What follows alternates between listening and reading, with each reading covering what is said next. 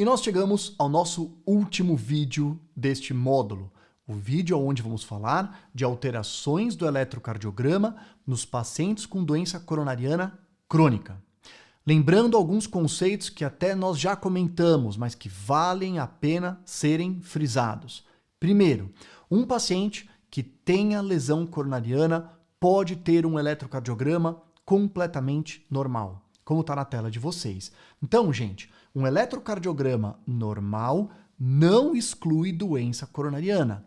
Agora, o que é verdade é que se o paciente tem doença coronariana e tem um eletro normal, isso é melhor prognóstico. Quer dizer, é muito melhor prognóstico se o paciente tiver aquele eletro do que esse. Quer dizer, os dois pacientes podem ser pacientes de consultório, que estão medicados, que você sabe que tem doença coronariana e eles estão tratados em observação. Aquele que tem o eletro alterado tem pior prognóstico, tem mais risco de um novo infarto, tem mais risco de arritmia, tem mais risco de outras complicações, ok? Então, um conceito muito legal. Agora, certamente, quando você pensa no eletro e pensa em pacientes que já infartaram, tem um outro achado que é importante a gente discutir aqui no nosso curso, que é o achado das ondas Q, ou ondas eletrocardiográficas, que representam área de fibrose miocárdica. Então, nós chamamos isso de manifestações de área inativa, que são pacientes que tiveram infarto e aquela região do infarto morreu, virou fibrose. Então, tem 3 manifestações, pessoal, no eletrocardiograma. As chamadas ondas Q patológicas, que eu vou explicar o que são, a má progressão da onda R e o aumento da onda R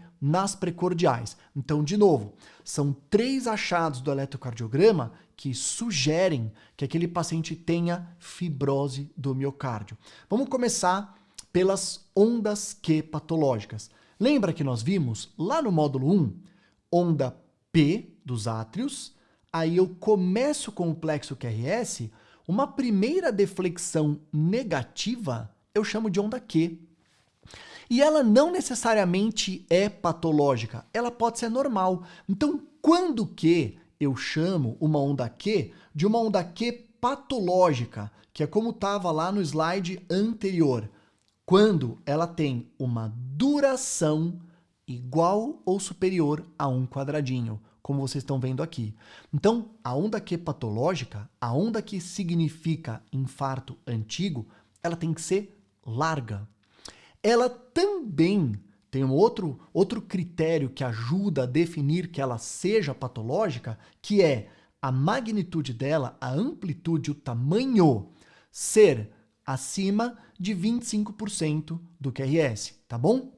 Mas não é um e outro, não, tá legal? É a largura, que é o mais importante, se só for larga, já pensa em Q patológica. Agora, se ela for larga e ainda assim profunda, mais ainda sugestivo de uma onda Q, resultado de um infarto antigo. Vamos dar uma olhada em alguns eletros. Primeiro eletrocardiograma. Então vamos lá. Olha só, eu tenho aqui as derivações D1, D2, D3, AVR, AVL, AVF. O que eu vejo? Em D2, em D3 e em AVR, eu tenho ondas Q, largas e profundas. Então, o que esse eletro me representa? Uma área inativa na parede inferior. É um paciente que teve no passado infarto com supra dessa parede e evoluiu para cicatriz, evoluiu para necrose. Gente, importantíssimo. Você só pode localizar a parede com o supra e a onda Q. Você não localiza a parede nem com infra, nem com onda T invertida. Eu vou repetir. Cuidado. Tem gente que olha, né, por exemplo, lembra aquele exemplo que eu dei do teste ergométrico?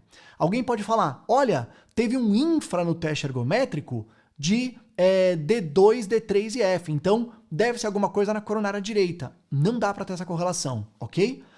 A correlação que foi feita, foi documentada, que depois a gente tem uma correlação anatômica e até com a coronária envolvida, é somente para o supra e para a onda Q. Então aqui voltando para esse eletrocardiograma, a gente poderia falar, é uma área inativa na parede inferior do coração.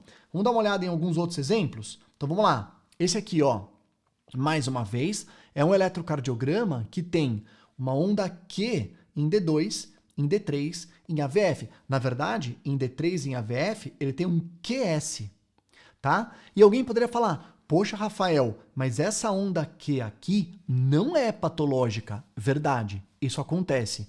Quando o paciente tem um infarto antigo na parede inferior, a primeira derivação que perde essas características é D2. Mas veja como o D3 e o AVF mantém.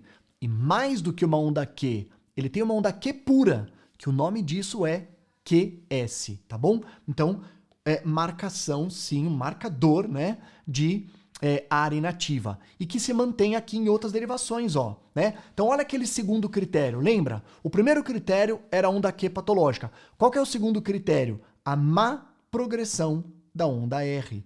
Então, notem que, mesmo que aqui você não tenha uma onda Q patológica, eu tenho o quê? Má progressão da onda R, o que também significa que miocárdio morreu aqui. Então, área inativa anterior, por conta de um infarto que aconteceu.